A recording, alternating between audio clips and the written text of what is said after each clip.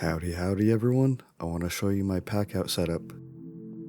First off, you gotta start out with the bits and stuff.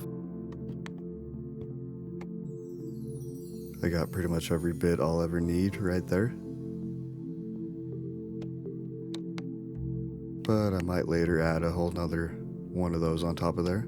Let's go ahead and unlatch this. Voila!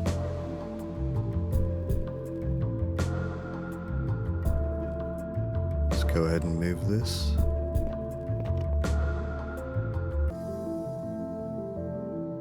We got our battery holder up here.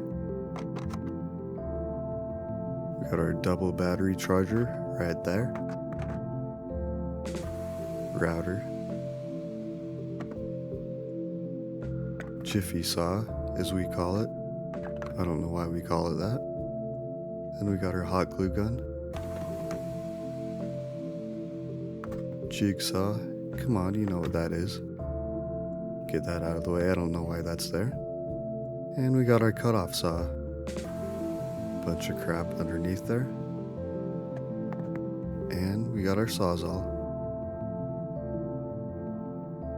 Bunch of blades underneath it, for sure. Then we got 2 drills.